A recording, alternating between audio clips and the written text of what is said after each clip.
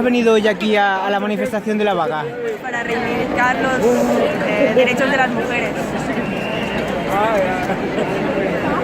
Sí, estamos ahí de camino.